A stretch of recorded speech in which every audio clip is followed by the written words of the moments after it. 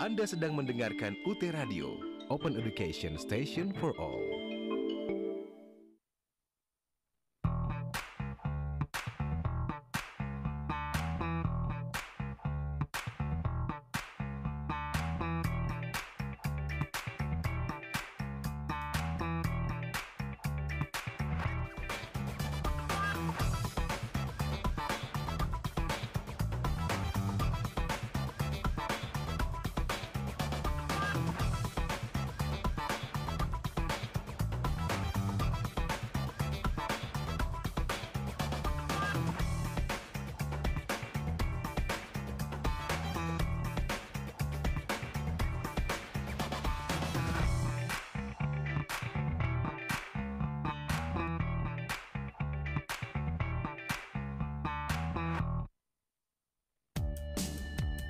Pendidikan jarak jauh.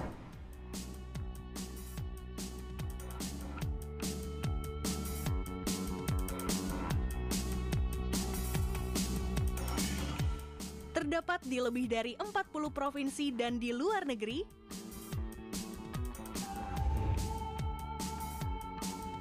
Bahan ajar mudah didapat.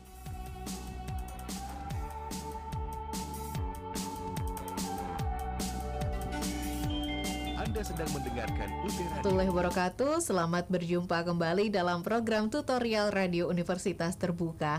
Senang sekali saya Fatimah Eva kembali menjumpai Anda dalam program ini, dan seperti biasa kita tayang di 3 kanal sekaligus ya, yaitu melalui UT TV, UT Radio, dan juga Instagram kita @radio.ut.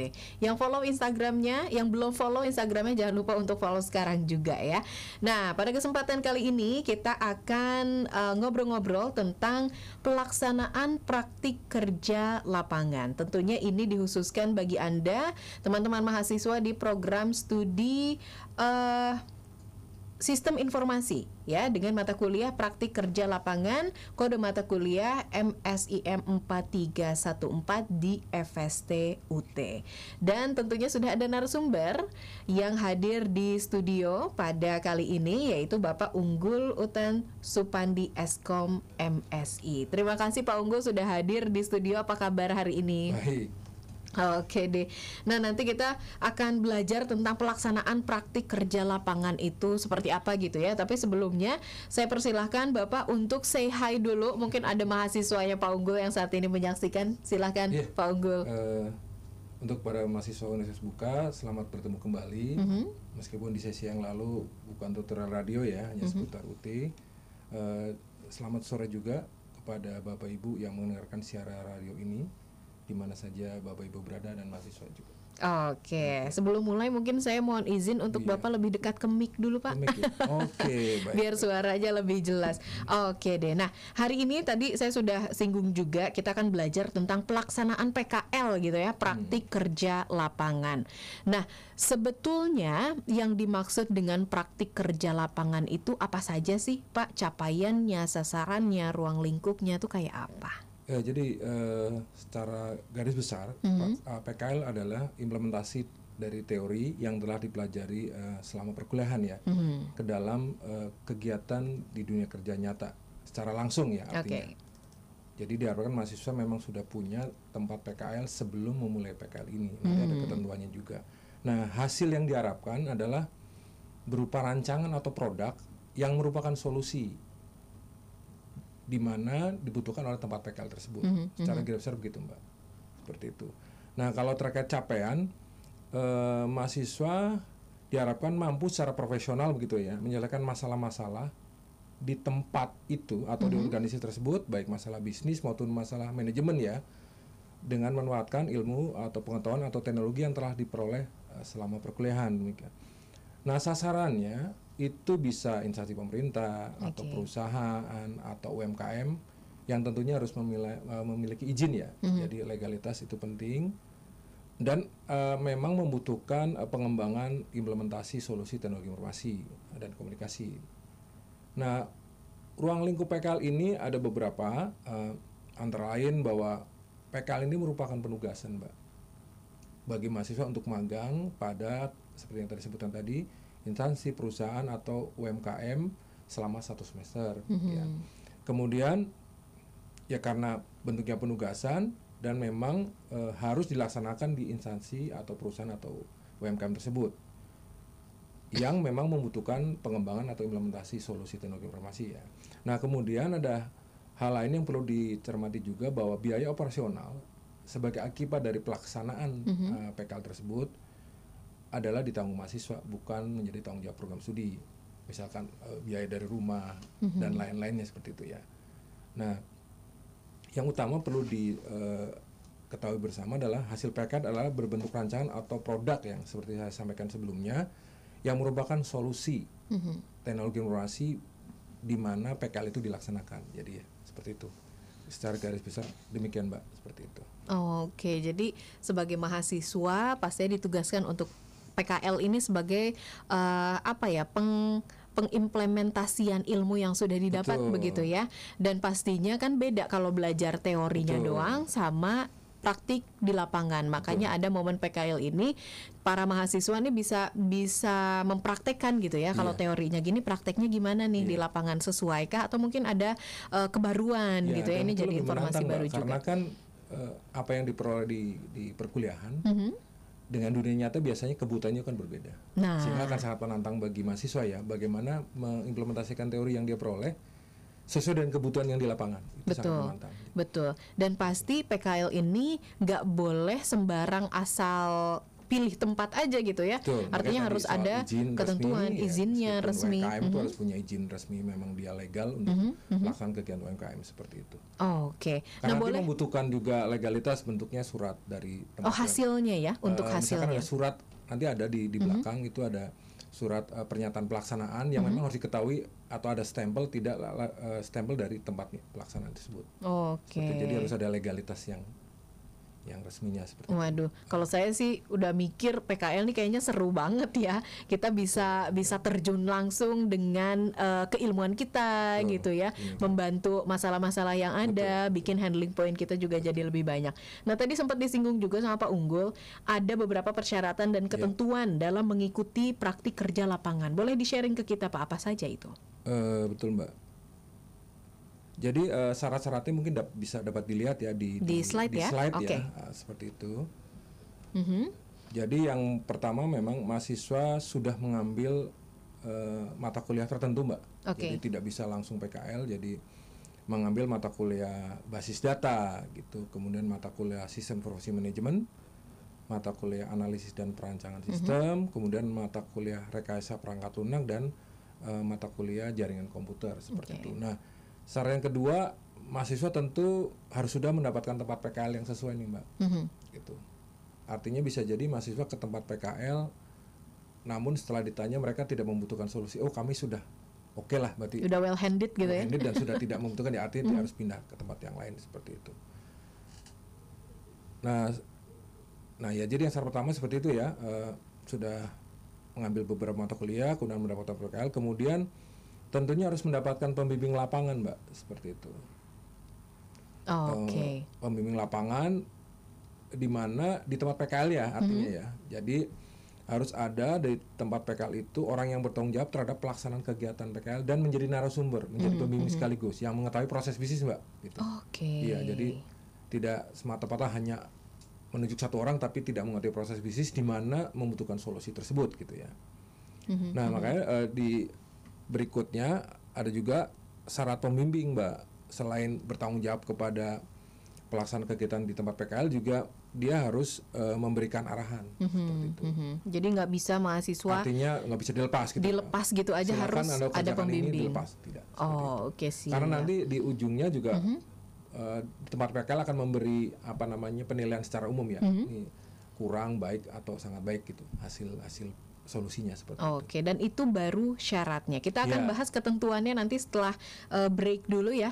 Pak Unggul mohon izin kita rehat sejenak. Eva juga masih mengundang Anda listeners yang mau tanya tentang pelaksanaan PKL. Ini juga cocok bagi Anda yang lagi siap-siap PKL ya. Biar informasinya lengkap, boleh banget. Silakan Anda bisa tulis di kolom komentar YouTube atau Anda juga bisa WhatsApp ke kami di 0812 10 39 27 26. Kita masih akan kembali menemani Anda, so stay tune terus di UT Radio Open Education Station for All.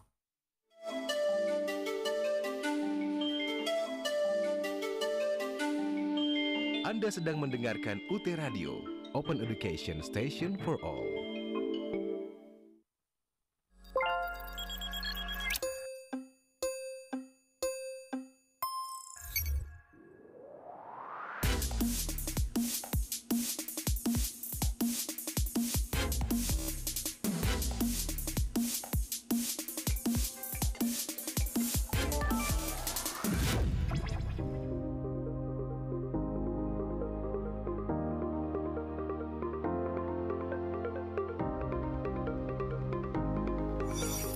Seiring dengan perkembangan teknologi dan informasi, Universitas Terbuka menyediakan layanan terbaik untuk mahasiswanya.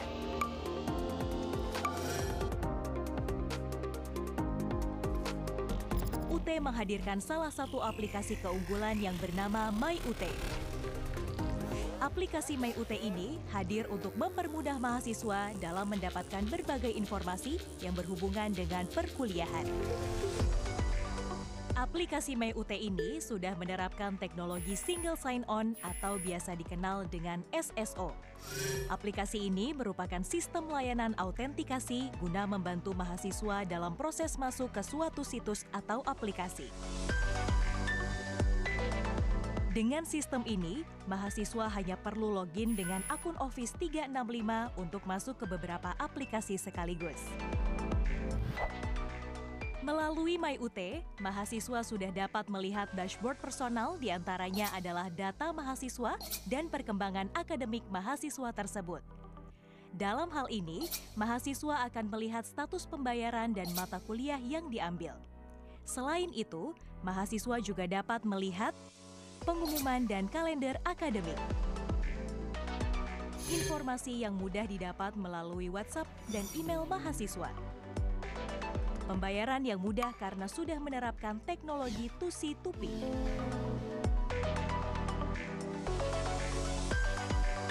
Fasilitas lain adalah mahasiswa juga dapat langsung masuk ke laman tutorial online, tutorial webinar, dan praktik-praktikum tanpa harus melakukan login ke aplikasi masing-masing. Begitu pula dengan layanan lainnya seperti registrasi, bahan ajar, ujian, kegiatan kemahasiswaan, dan yudisium.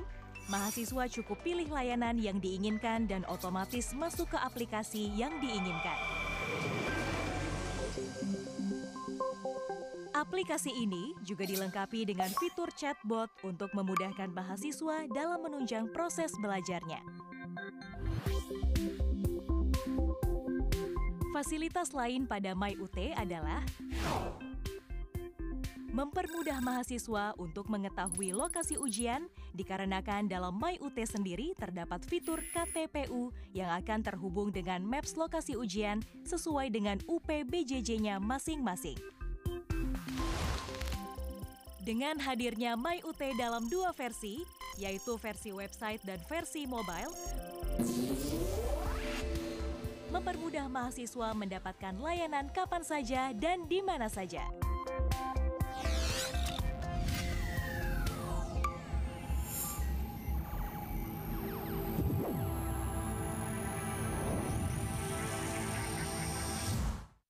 Station for all listeners, terima kasih Anda masih bersama kami dalam tutorial Radio Universitas Terbuka. Kita masih bahas tentang pelaksanaan praktik kerja lapangan bersama Pak Unggul Utan Sufandi Eskom MSI. Tadi sebelum kita break, Pak Unggul lagi ngejelasin tentang syarat untuk mengikuti praktik kerja lapangan. Tapi syarat ini juga tidak berdiri sendiri, ada ketentuannya juga. Nah, mungkin boleh di-sharing, Pak Unggul, silahkan. Ketentuan untuk mengikuti PKL ini seperti apa? Terima kasih Mbak. Jadi dapat dilihat juga di slide, jadi bahwa memang ketentuan pelaksanaan ini ada beberapa, yaitu yang pertama, selama pelaksanaan ada pembimbingan melalui tutorial online. Oke.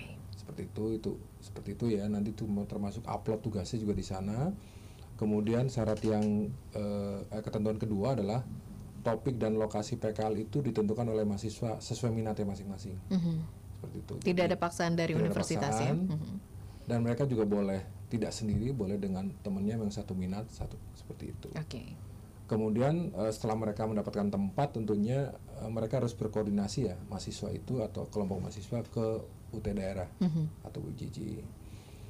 Nah, kemudian ketentuan yang ketiga bahwa kegiatan PKL ini seperti yang sebelumnya dijelaskan memang harus fokus pada penyelesaian masalah organisasi, bisnis atau manajemen ya, dengan memanfaatkan ilmu pengetahuan yang diperoleh selama kuliah. Demikian. Nah, kemudian ketentuan yang keempat, tugas 1, 2, dan 3 wajib disubmit. Jadi nilai PKL itu 100% dari nilai tugas. Jadi jika ada tugas 1 nggak tidak kumpulin, submit, tugas 2, 3 kumpulin tidak akan memperoleh nilai seperti itu. Dan itu disubmit juga selalu di e-learning seperti itu. Nah, ketentuan yang terakhir juga penting, jadi bahwa mahasiswa yang tidak memenuhi tata tertib dan lain-lainnya itu pertama biasanya mendapat surat peringatan, seperti itu. Kemudian mendapatkan peringatan tertulis ya. Tadi peringatan lisan dari pembimbing, terus peringatan tertulis dari Kaprodi, kemudian yang paling besar adalah memang tidak memperoleh nilai praktek seperti itu, Mbak. Demikian, Mbak. Oke, jadi itu ketentuannya ya yang harus dipatuhi oleh seluruh mahasiswa yang ingin melaksanakan praktek kerja lapangan. Tapi sebetulnya dalam PKL ini ada prosedur yang harus diikuti oleh seluruh mahasiswa nggak sih? Dan gimana sih pengorganisasian pelaksanaan PKL-nya ini? Iya, kita juga dapat melihat di slide ya, bahwa memang mahasiswa harus mengikuti prosedur yang sudah kita tetapkan. Misalkan bahwa mahasiswa harus memastikan ya bahwa telah memiliki tempat PKL yang dituju.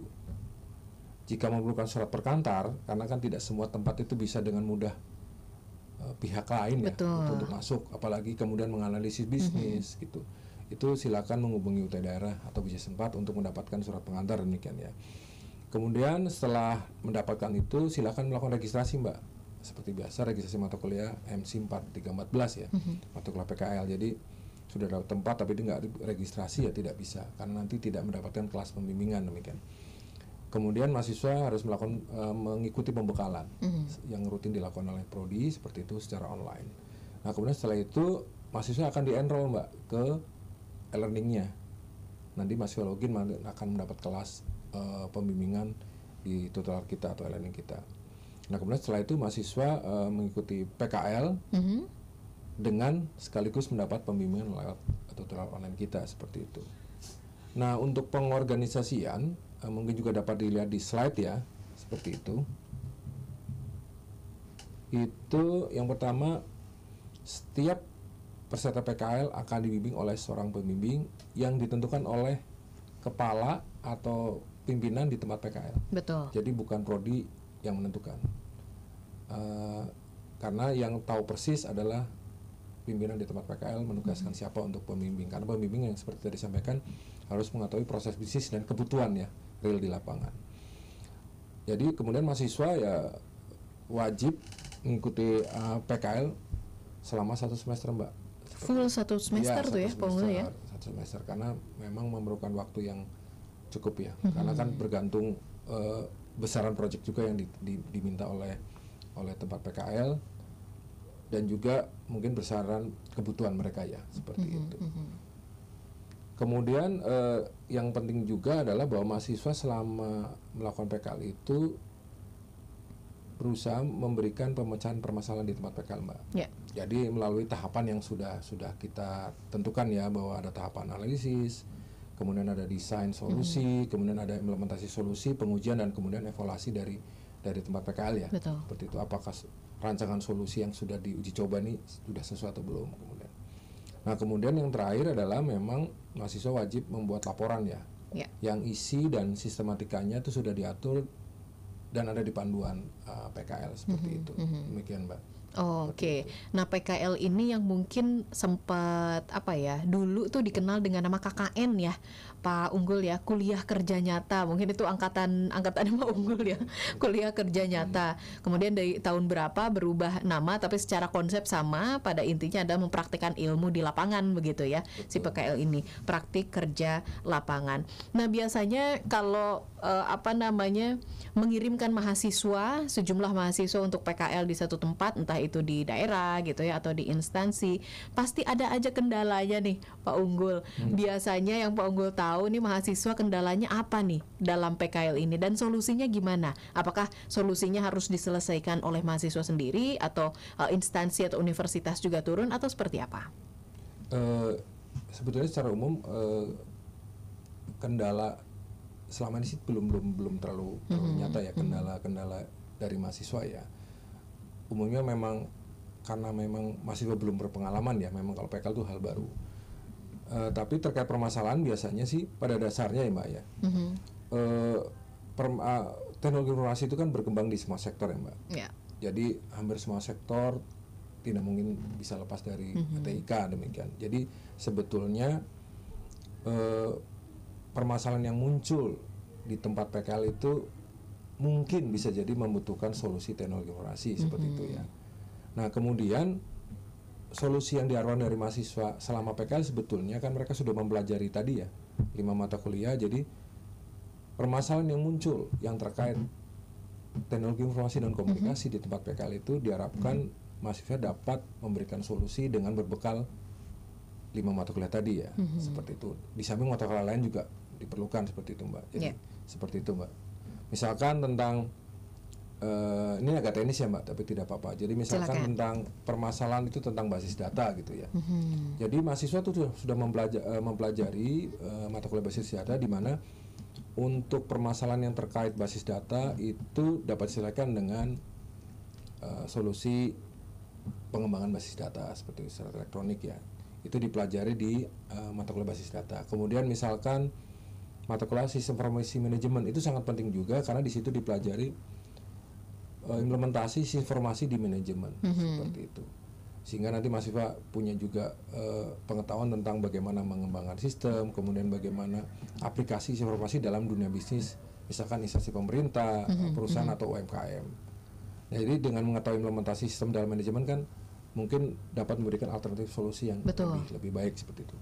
Juga ada mata kuliah lain, misalkan ada mata kuliah analisis dan perancangan, rekayasa perangkat lunak dan jaringan komputer yang akan membantu mahasiswa untuk setidaknya mempunyai pandangan yang lebih luas ya tentang kemungkinan alternatif solusi yang mungkin dapat diberikan disampaikan kepada tempat PKL tersebut Mbak, demikian. Oke, jadi ada banyak hal yang bisa dibawa gitu ya oleh teman-teman mahasiswa ini untuk bisa memecahkan solusi yang ada di lapangan, entah itu di instansi. Biasanya instansi pemerintahan kalau yang butuh permasalahan kayak gini tuh butuh pemecahan permasalahan kayak gini, biasanya instansi pemerintahan yang lebih dekat dengan masyarakat di daerah-daerah terpencil itu juga sering terjadi ya Pak Unggul ya. Jadi kalau wilayah Jabodetabek kayaknya udah pada bisa semua mungkin ya permasalahan ini, tapi kalau di daerah-daerah yang terluar, terpencil gitu ya, nah mungkin butuh pendampingan akademisi dalam hal ini mahasiswa bisa dalam momen PKL ini gitu ya. Cuman sekarang kan memang pada era yang sudah sangat disruptif ya, artinya mungkin hampir semua solusi itu dibutuhkan. Jadi bisa jadi suatu misalkan marketplace sudah mempunyai aplikasi webnya, tapi membutuhkan aplikasi mobile seperti itu. Jadi tetap punya peluang-peluang pengembangan ya seperti itu. Jadi tidak hanya mengembangkan baru, tapi bisa jadi mengembangkan yang sudah ada menjadi lebih baik atau lebih. Jadi memang target mahasiswa adalah sebenarnya menghasilkan solusi yang mungkin lebih baik, Mbak, atau lebih cepat, atau mungkin lebih murah ya, atau bisa murah, cepat dan lebih baik itu. Oke, nah itu yang pengen saya tanyain. Jadi hasil dari PKL ini selain tentunya laporan gitu ya untuk diberikan kepada pembimbing dan juga yang menugaskan, itu juga harus punya satu produk atau satu solusi bagi instansi di mana anak-anak mahasiswa ini PKL di situ gitu ya.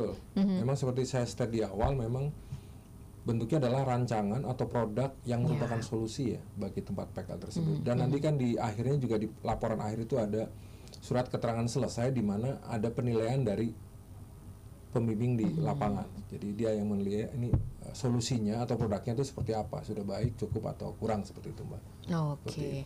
Tapi kalau lihat ketentuan yang ada di UT gitu ya, mahasiswa yang telah mengikuti PKL ini harus punya apa saja sih sebagai hasil? Entah itu mungkin tulisan, kalau tulisan formatnya harus seperti apa gitu dan lain-lain. Mungkin bisa di-share. Iya. Jadi sesuai ketentuan yang ada terkait penilaian. Jadi memang seperti yang tadi saya utarakan, tugas 1, 2, 3 wajib disubmit. Betul. Kemudian nilai akhir itu ditentukan 100% dari 3 tugas tersebut, sehingga tidak boleh salah satu yang tidak ada.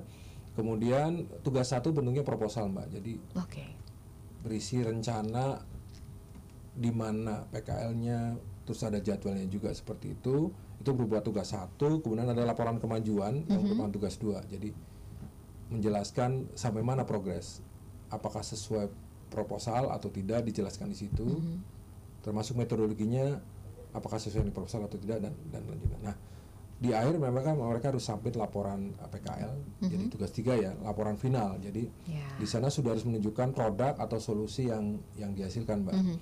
Nah, kemudian memang secara sistematika itu mungkin bisa dapat dilihat di slide ya. Oke, silakan, ada slide. Oke. Nah, ini sistematika proposal misalkan. Itu ada sampul biasa ya, cover, kemudian ada surat pernyataan persetujuan PKL. Ini dari tempat PKL ya, artinya tidak bisa, dan ini harus cap basah. Artinya memang resmi, memang dikeluarkan tempat PKL bahwa dia mendapat persetujuan. Gitu ya? Kemudian ada surat pernyataan mahasiswa di mana dia tidak melakukan plagiasi atau originalitas ya, laporan PKL itu dan tempat PKL seperti itu. Jadi itu juga wajib ditandatangani. Ini ditandatangani mahasiswa. Kemudian ada daftar isi. Nah, di bagian pendahuluan ini juga sangat penting. Jadi di bagian pendahuluan mahasiswa harus menyajikan argumentasi dan fakta hasil analisis kondisi atau situasi yang mendorong atau melatar belakangi kenapa perlu dilaksanakan PKL. Jadi tidak bisa tempat PKL yang memang tidak punya alasan untuk diberikan solusi kemudian dipaksakan, seperti itu. Tidak. Itu tidak praktek kerja lapangan ya, tidak sesuai kebutuhan nyatanya, seperti itu. Kemudian juga harus dijelaskan di situ ada di pendahuluan ya, ada maksud dan tujuan, harus mendeskripsikan maksud dan tujuan proyek ya. Kebanyakan mahasiswa lupa yang jadi maksud dan tujuan yang disampaikan adalah maksud PKL, tapi adalah maksud dan tujuan kenapa solusi itu perlu dirancang. Maksud dari solusi apa, tuh kemudian tujuannya apa, kemudian manfaat juga. Jadi perlu ditekankan juga ke rekan mahasiswa bahwa manfaat yang dimaksud dalam proposal adalah manfaat seandainya solusi itu dihasilkan. Betul. Bukan manfaat PKL ya, Mbak. Ya boleh cantuman, tapi yang utama adalah manfaat dari solusi tersebut. Seperti itu. Jadi nanti tempat PKL melihat bahwa ternyata manfaat itu sangat baik buat tempat PKL, seperti itu. Nah, kemudian juga di pendahuluan perlu dijelaskan tempat PKL itu di mana. Tentunya dengan identitas yang jelas, alamat yang jelas, seperti itu ya. Kemudian yang penting adalah jadwal, Mbak. Jadwal harus jelas, kapan melakukan tahap apa gitu ya. Seperti itu. Biasanya weekly ya, mungkin dan 12 minggu atau 14 minggu silakan disusun sesuai tahapan yang dirancang mengikuti metode ya. Seperti itu. Nah, kemudian juga tidak lupa mereka harus menyajikan kajian pustaka, Mbak. Seperti itu biasa ya, bahwa ya menjelaskan secara singkat, struktur, sejarah, atau kegiatan umum atau kegiatan bisnis dari instansi perusahaan atau UMKM. Jadi pembimbing itu tahu, pembimbing tur online tahu ternyata ini lokasinya PKL di mana, mereka kegiatan bisnisnya apa. Jadi mempunyai gambaran juga kira-kira kebutuhan solusinya itu seperti apa. Kemudian tentunya ya menyajikan argumentasi teoritis lah terkait solusi yang diambil. Solusi. Gitu. Jadi misalkan solusinya tentang networking, tentang jaringan, tentunya argumentasi teoritis tentang yang terkait ya. Jadi yang relevan. Kemudian juga di proposal itu ada metode itu bagaimana mahasiswa akan menghasilkan solusi, tahapannya seperti apa. Tadi kan ada latar belakang, kenapa solusi itu perlu diusulkan, kemudian manfaatnya apa, kemudian caranya, ini di metode di step-step dalam mencapai tujuan itu seperti apa. Kemudian tentunya daftar pustaka ya, seperti itu. Udah ada ketentuannya, nanti bisa juga dibaca di panduan. Daftar pustaka tentunya relevan dengan dan yang dimasukkan ke dalam proposal ya. Nah kemudian yang laporan kemajuan itu yang perlu ditekankan adalah pada bab hasil dan pembahasan. Oke. Jadi di sana dia harus mendeskripsikan hasil sementara yang telah dicapai selama PKL. Tentunya harus mengikuti tadi ya metode ya. Betul. Jadi kalau ada 5 tahapan sampai mana setiap tahapannya hasilnya apa dicantumkan di situ. Secara umum kita punya 5 tahap, Mbak. Ada tahap analisis, ada tahap rancangan, ada tahap implementasi, pengujian dan evaluasi seperti itu. Nah kemudian begitu laporan kemajuan biasanya sudah terdapat hasil meskipun mungkin belum sepenuhnya itu, biasanya mahasiswa diminta untuk mengirimkan lampiran juga, entah lampiran desain, lampiran topologi jaringan atau hasil wawancara misalkan, atau bentuk kuesioner seperti apa gitu, atau source code jika ada ya, source code program jika ada, atau dokumen pendukung lainnya misalkan foto lokasi, foto dengan pembimbing dan segala macam. Nah yang terakhir yang penting juga adalah laporan final nih Mbak sebagai tugas 3 ya. Jadi dibandingkan dengan proposal dan juga laporan kemajuan, tentunya yang berbeda di hasil dan pembahasannya. Jadi di situ harus dijelaskan hasil akhir sesuai dengan tahapan yang ada di metode gitu ya. Nah kemudian jangan lupa juga menambahkan kesimpulan dan saran nih Mbak, seperti itu ya. Jadi harus kesimpulan itu pernyataan singkat yang berisi hasil pelaksanaan proyek selama PKL ya. Kemudian saran itu bisa jadi selama PKL masih banyak kekurangan atas solusi maupun atas langkah apapun ya, bisa diberikan catatan untuk memberikan gambaran kepada mahasiswa berikutnya mengingatkan PKL mungkin masih banyak yang bisa dikerjakan seperti itu ya. Nah di laporan akhir itu harus ada surat keterangan selesai. Itu tadi yang saya sampaikan bahwa dari tempat instansi itu nanti perlu surat yang ditandatangan untuk menyatakan ini sebetulnya sudah cukup belum sih, seperti itu. Sudah cukup, hasilnya cukup baik atau sangat baik seperti itu. Demikian Mbak. Oke, jadi pastinya ada ketentuan-ketentuan khusus yang bisa diikuti oleh seluruh mahasiswa yang mengikuti pelaksanaan praktek kerja lapangan. Itu jangan lupa tugasnya di-submit gitu ya, karena masing-masing ada ketentuannya tuh per tugas. Tugas 1, tugas 2, dan juga tugas 3 yang paling penting gitu ya. Itu pelaporannya nanti seperti apa. Jangan sampai tugas 3 isinya cuma foto doang gitu ya Pak ya. Oke siap. Terima kasih penjelasannya Pak Ugo. Kita rehat sejenak. Kita akan ngobrol-ngobrol lagi di segmen selanjutnya. Kita masih akan kembali menemani Anda, Hotel Listeners, dan juga pemirsa UT TV. So stay tune terus di UT Radio, Open Education Station for All.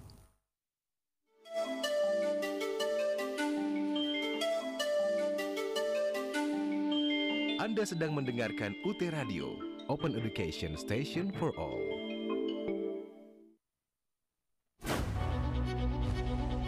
Sejak Universitas Terbuka diresmikan, kami telah menjadikan teknologi komunikasi digital sebagai alat perkuliahan. Dengan peralatan yang canggih dan tentunya dukungan tenaga profesional, serta sarana-prasarana yang sangat memadai untuk mendukung terselenggaranya pendidikan dan pembelajaran mahasiswa UT melalui berbagai modus pembelajaran berbasis teknologi dan diseminasi inovasi.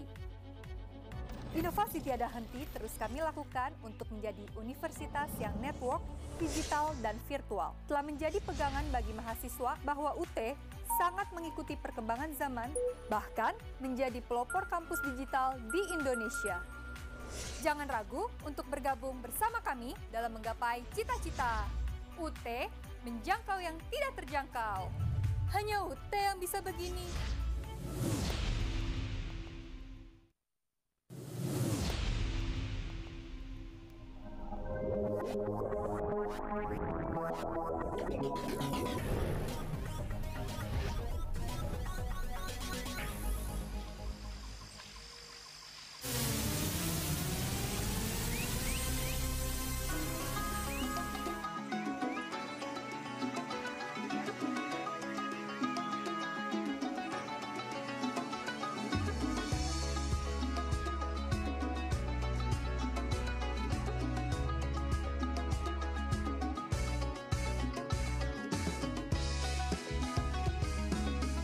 Salah satu daerah di Kabupaten Hulu Sungai Utara ini begitu menarik. dan menjadi ciri khas sebagai daerah wisata yang dikenal dengan nama Danau Panggang.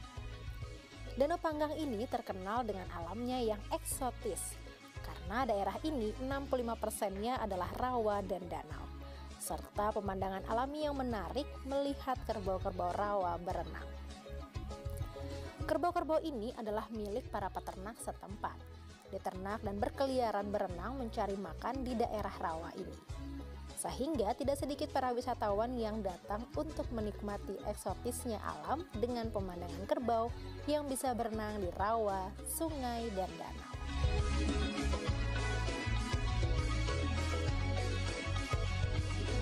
Begitu juga pemandangan yang sama dapat terlihat di wilayah Kecamatan Paminggir yang berada di sebelah barat Kecamatan Danau Panggang.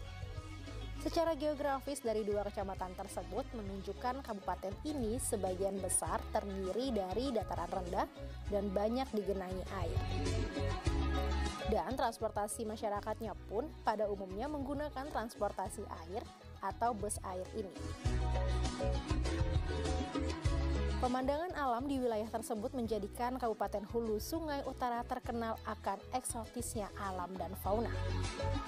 Selain kerbau rawa, kabupaten ini juga terkenal dengan itik khasnya, yaitu itik mamar atau itik alabio. Itik-itik ini dikenal sejak lama dengan nama itik alabio dari Almuntai. Itik alabio sampai saat ini menjadi primadona usaha bagi peternakan maupun kuliner khas Almuntai, Kabupaten Hulu Sungai Utara. Itik alabio menjadi ikon khas kota ini dan menjadi monumen patung itik alabio yang terkenal sebagai maskot kota Almuntai atau Kabupaten Hulu Sungai Utara. Kota Almuntai terletak di pertemuan antar beberapa sungai. Almuntai pada awalnya adalah nama kabupaten sebelum menjadi Kabupaten Hulu Sungai Utara. Pusat pemerintahan dan perdagangan Kabupaten Hulu Sungai Utara berada di Kecamatan Almuntai Tengah. Disinilah pusat pemerintahan berada dan Almuntai Tengah merupakan kecamatan dengan penduduk terpadat di Kabupaten Hulu Sungai Utara. Ikon kotanya sebagai landmark Kabupaten Hulu Sungai Utara bisa terlihat di berbagai tempat, mulai dari peninggalan sejarah seperti masjid yang didirikan pada permulaan abad ke-19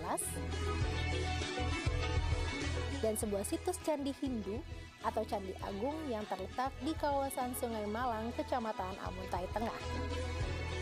Candi ini diperkirakan peninggalan kerajaan negara Dipa yang keberadaannya sezaman dengan kerajaan Majapahit.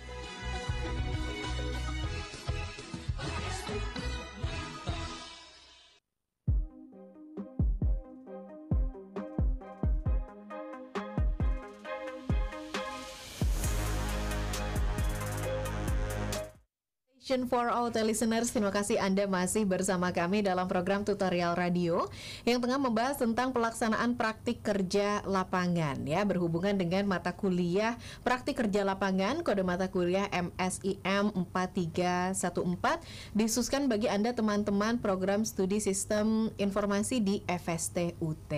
Dan pastinya kita juga masih ngobrol-ngobrol sama Pak Unggul Utan Sufandi Eskom MSI. Tadi udah banyak dijelaskan sama Pak Unggul ya tentang PKL itu syarat dan ketentuannya seperti apa, kemudian juga penulisan hasil laporannya seperti apa dan lain sebagainya. Nah, Eva pengen tahu juga Pak Unggul, mungkin bisa dikasih contoh permasalahan dan solusi yang mungkin diusulkan yang sudah di lapangan itu seperti apa tuh Pak Unggul? Ya, terima kasih Mbak. Jadi berdasarkan yang sudah saya bimbing selama ini itu sangat beragam juga ya. Contoh apa permasalahan yang muncul di tempat PKL, kemudian solusi yang diambil. Misalkan salah satu contohnya adalah sebuah kantor desa itu tidak ada jaringan komputer awalnya. Jadi mereka membutuhkan itu, juga membutuhkan tidak hanya terkoneksi antar komputer, tapi membutuhkan koneksi internet. Seperti itu ya. Jadi kan mahasiswa perlu mempelajari mata kuliah tadi ya, jaringan komputer, bagaimana merancang sebuah jaringan dan yang saling terhubung, kemudian juga bagaimana mereka mengimplementasikan itu di lokasi tersebut. Biasanya tahap analisis ya, mereka menganalisis kebutuhan nih Mbak, kebutuhan jaringan di desa seperti apa.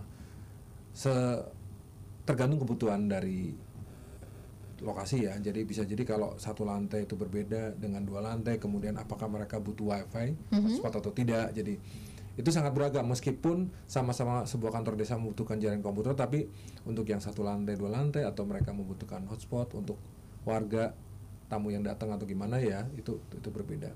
Jadi tahap pertama mereka harus melakukan analisis kebutuhan jaringan seperti apa gitu. Kemudian membuat desain itu artinya ya arsitekturnya seperti apa. Misalkan 2 lantai, lantai 1 seperti apa, lantai seperti apa, koneksi dari atas ke bawah seperti apa, termasuk juga perangkatnya. Kan perangkat di luaran sana sangat banyak ya, perangkat jaringan seperti itu. Kemudian mereka mengimplementasikan desain tersebut gitu ya, kemudian mengkonfigurasi alat, kemudian melakukan pengujian seperti apa. Nah, kemudian dievaluasi bersama dengan pengguna, dengan tempat PKL, apakah sudah seperti yang diharapkan. Jika belum, mereka harus melakukan mungkin merubah desainnya, mencoba lagi dan menguji lagi seperti itu sampai sesuai dengan yang dibutuhkan, seperti itu ya, dibutuhkan dengan tempat PKL. Atau contoh kedua, misalkan sebuah mobil rental itu masih manual pencatatannya, kemudian bookingnya gitu ya, kemudian trackingnya mungkin gitu. Jadi mereka membutuhkan aplikasi ya yang bisa mendata transaksi booking, rental, bayarnya seperti apa gitu. Jadi mungkin mereka membutuhkan database ya, Kak. Mahasiswa silakan mempelajari BMP basis data untuk kira-kira solusi database-nya seperti apa gitu ya, untuk rental ini gitu. Ya tentunya tahap pertama analisis ya Mbak. Analisis itu kebutuhannya seperti apa, kemudian mereka membuat rancangan database Mbak. Kita ada sebut namanya ERD, Entity Relational Diagram. Itu memang menggambarkan diagram hubungan antar entitas gitu. Misalkan data pegawai dengan data penyewaannya seperti apa dan sebaliknya seperti itu. Setelah itu ya mereka menggunakan implementasinya menggunakan basis data yang memang dibutuhkan atau memang tepat ya untuk lokasi tersebut gitu. Jadi kita tidak bisa juga menggunakan database yang enterprise misalkan ya, untuk perusahaan besar, tapi untuk misalkan untuk rental kecil seperti itu. Kemudian tentunya setelah diimplementasi harus diuji Mbak biasa. Itu wajib ya. Kemudian karena nanti hasil uji itu disampaikan ke pihak tempat PKL untuk dilakukan evaluasi dan mendapatkan masukan Mbak, seperti itu. Nah, yang contoh ketiga itu misalkan sekolah ingin membuat rekap peminjaman buku gitu ya, di perpustakaannya gitu ya, tapi inginnya itu berbasis web misalkan. Itu keinginan dari itu.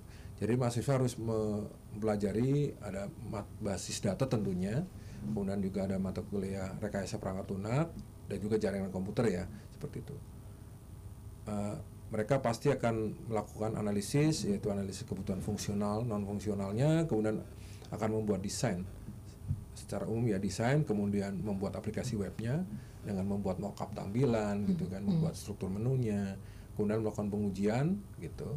Kemudian itu disampaikan ke user, apakah ada masukan. Dan dari pengalaman itu banyak juga yang lain Mbak. Ada juga yang ternyata mereka tempat PKL itu sudah punya aplikasi web tapi ingin diuji saja, dievaluasi.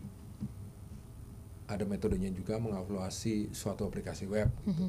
Kemudian juga ada yang ingin mengembangkan, sudah aplikasi lengkap tapi ingin mengembangkan aplikasi mobile-nya. Seperti itu. Ada juga sudah punya jaringan tapi ingin dites nih jaringannya udah oke atau belum, atau perlu penambahan atau belum. Jadi itu sangat variatif tergantung kebutuhan. Tapi umumnya ini sebagai contoh bahwa memang mata kuliah yang 5 tadi itu sangat dibutuhkan dalam PKL ini. Demikian Mbak. Oke, tapi yang jelas tahapannya mau dimanapun dan solusinya apapun sama ya Pak. Secara ada tahap analisis. Nah ini dipetakan dulu permasalahannya seperti apa gitu ya, untuk bisa dilihat hipotesa solusinya seperti apa gitu. Terus didesain ini gimana nanti perjalanannya untuk sampai si solusinya bisa diterapkan begitu ya. Terus setelah itu implementasi. Nah ini mungkin tahap yang paling banyak teknis. tahap yang paling krusial ya, karena harus dipasang-pasang. Kalau internet tadi harus dipasangnya di mana aja, betul. kabelnya lewat kemana aja, itu kan harus diperhitungkan gitu ya. Betul. Butuh berapa meter kabel, kemudian providernya apa, Betul. ya. Terus mungkin pelatihan terhadap pengguna juga diimplementasi ini ya Pak ya. Terus juga pengujian, diuji nih bisa atau enggak, layak atau enggak. Kalau misalkan masih ada errornya di mana, bisa diulang. Apakah harus diulang dari implementasi saja, atau mungkin salah nih solusinya udah nggak bisa, mungkin diulang lagi dari analisis itu ya, pengujian, dan akhirnya evaluasi bisa bertahan seberapa lama, dan mudah-mudahan memang terpakai oleh pengguna gitu ya, terpakai oleh tempat yang memang di mana mahasiswa ini pada PKL gitu. Waduh. Apapun pokoknya permasalahannya, prosesnya tetap sama, analisis, desain, implementasi, pengujian, dan juga evaluasi meskipun secara detail umum. nanti teknisnya tuh beragam, Pasti berbeda. tergantung tergantung topik misalkan tentang network, tentang pengembangan aplikasi mobile, pengembangan aplikasi web, itu banyak lagi secara teknisnya itu mungkin beragam, tapi ini garis besar tahapannya seperti itu. Ini baru satu sisi yang dari segi teknis penggunaan websitenya saja atau jaringannya saja. Belum lagi kalau bahas tentang yang ya kedokteran misalkan gitu ya, itu nanti, atau pendidikan itu pasti ini baru yang lain PKL yang lagi. dibahas kali ini kan hanya tentang untuk prodi SI ya, seperti itu. Oke. Secara umum begitu. Baik, waduh, jadi Tapi tergambar penekanannya sebetulnya. lebih gini, jadi solusi yang diseling harusnya solusi yang terbaik, Mbak. Betul. Bukan solusi yang Mengada-ngada solusi gitu. yang paling mahal atau Ya. tapi solusi terbaik untuk lokasi PKL. Dan itu yang menentukan kan memang tempat PKL, pembimbing lapangan tadi ya, perannya sangat Oke. sentral juga. Cuman biasanya kalau mahasiswa suka ada kayak gininya nih Pak. Ih, kalau kelompoknya lain PKL-nya tuh hebat ya, kayak canggih-canggih gitu. PKL kita kelompoknya cuma ini saja, padahal yang dilihat bukan itu ya, tapi seberapa manfaat begitu ya. Seberapa manfaat solusi yang memang dijalankan di daerah tempat PKL para mahasiswa ini gitu ya. Tentunya memang ada pertimbangan dari pembimbing bahwa ini layak tidak ya untuk menjadi suatu proyek atau menjadi solusi seperti itu. Tapi memang umumnya begitu tempat PKL itu membutuhkan dan kita nilai oke, ya silakan dilanjutkan. Kan dilihat dari proposal tahu ya, ini sebetulnya cukup latar belakangnya cukup kuat nggak untuk dijadikan suatu proyek sehingga memang menghasilkan solusi seperti itu, Mbak. Oke, siap. Nih ngomong-ngomong masalah PKL nih ya Pak, kemarin-kemarin sempat ramai banget di sosial media, di Instagram, di TikTok dan lain sebagainya. Eva juga sempat ngikutin ini sebetulnya permasalahannya seperti apa. Jadi ada satu universitas yang meminta para mahasiswa untuk PKL, silahkan pilih tempat sendiri. Kemudian dipilihlah satu desa yang berada di pedalaman. Kemudian ya namanya PKL, mungkin kepala desanya jadi meminta para mahasiswa ini untuk membantu beberapa program yang sedang dijalankan juga gitu ya. Sampai akhirnya mungkin para mahasiswa ini tidak terlalu berkenan, dan para mahasiswa ini jadi curhatnya ke medsos, kenapa sih kok gini, kenapa sih kok gitu. Ini berkaitan dengan mentalitas anak sekarang juga sih kayaknya ya. Sampai akhirnya kepala desa dan warganya tersinggung dengan para mahasiswa yang PKL ini. Sampai akhirnya teman-teman mahasiswa yang lagi PKL ini diusir dari desa tersebut. Ini termasuk kejadian yang miris dan rasa-rasanya perlu dihindari oleh teman-teman mahasiswa. Bagaimana baiknya bersikap dan juga memutuskan untuk berbicara apa, bertindak dan lain sebagainya sebetulnya ya. Tapi saya pengen tahu pandangan Bapak gitu sebagai seorang pembimbing PKL yang mungkin sudah bertahun-tahun gitu ya, memboyong para mahasiswa untuk bisa menemukan solusi, mengaplikasikan ilmunya di tempat-tempat PKL. Menurut pendapat Bapak, melihat kejadian seperti itu apa sih Pak? Ya sebetulnya itu kan itu salah satu kompetensi yang perlu dimiliki mahasiswa, semua orang ya intinya. Bagaimana dia selain hard skill-nya, tapi soft skill, cara berkomunikasi, pemilihan diksi, kata atau apapun ya, apalagi ke tempat yang memang taruhlah mahasiswa yang belum kerja ke tempat lokasi yang organisasi berjalan yang punya budaya sendiri, ya kan, hierarki proses sendiri. Jadi ya saya sarankan ya mahasiswa harus menyesuaikan ya. Betul. Tapi persiapannya tentu ya harus mempunyai pertimbangan yang kuat dalam memilih kata yang tepat, menyapa segala macam ya. Ikuti budaya di mana dia melakukan PKL, kemudian ya seperti yang tadi saya utarakan, ini kan PKL hasilnya adalah solusi untuk tempat PKL. Jadi harus memang mampu berkomunikasi. Nah kadang-kadang kalau tidak mampu berkomunikasi atau menggali tadi pada tahap analisis apa sih yang dibutuhkan, nanti bisa jadi yang dibutuhkan A tapi persepsinya mahasiswa B, begitu didesain implementasi ternyata nggak seperti itu. Nah, keliru gitu ya. Itu. Tapi di luar itu tadi kan pertanyaannya sebenarnya non hard skill ya, artinya soft skill itu memang perlu. Bagaimana kemampuan berkomunikasi, adaptasi terhadap budayanya seperti itu. Karena PKL bisa jadi tidak 1-2 orang, ya paling tidak memang harus menyesuaikan dengan ya seperti pepatah lah, di mana bumi dibijak di situ langit dijunjung, kita harus menyesuaikan seperti itu ya. Jadi nah makanya untuk mahasiswa prodi SI disarankan memang PKL itu tempat dia bekerja atau di dekat rumahnya supaya memang secara psikologis dia berbeda gitu ya, tidak terlalu berbeda jauh, meskipun tidak dibatasi juga dimanapun seperti itu. Oh, gitu sih, oke. Tapi bisa nggak sih instansi atau mungkin universitas itu memberikan pembekalan gitu, atau mungkin bisa di-sharing apa yang universitas terbuka lakukan gitu ya? Pembekalan tidak hanya secara teknis yang tadi penulisan harus apa, cara menganalisis permasalahannya gimana, nanti solusinya ketemunya harus gimana, pelaporannya harus seperti apa, itu kan teknis sekali. Nah, yang non teknis ini apakah juga baiknya dipersiapkan juga, dikasih tahu juga gitu ya sama para mahasiswa ini, atau seperti apa, Pak Unggul? Jadi program studi informasi secara berkala ya semester memang melakukan pembekalan, dan itu juga salah satu yang diberi note ya, artinya seperti apa gitu ya. Mungkin memang menjadi catatan kita bersama ya, artinya sisi soft skill itu perlu juga menjadi diasah, catatan ya? penting, diasah, tidak hanya silahkan Anda pelajari, tapi mungkin perlu secara di drill ya, secara seperti itu, karena soft skill itu lebih sulit dipelajari ya, karena bergantung dengan kebiasaan gitu ya, Pak Unggul ya.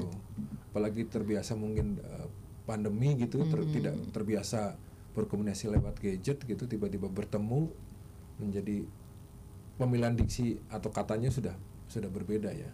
Yang biasa disingkat-singkat lah menggunakan. Nah, itu seperti itu sih, Mbak. Oh, oke. Jadi itu juga menentukan ya, menentukan kualitas nanti bagaimana solusinya bisa diterapkan atau tidak. Karena bisa jadi kalau misalkan PKL-nya ke daerah yang berbeda jauh kebiasaannya dengan kita, misalkan kayak penggunaan internet di satu kantor desa misalkan gitu ya. Sementara orang-orang yang berkantor di desa itu tuh udah sepuh-sepuh juga. Nah, ini pinter-pinternya ya. Itu tantangan. Nah, ini challenging juga untuk para mahasiswa, gimana caranya ngajarin oma opa untuk pakai internet di komputer gitu ya.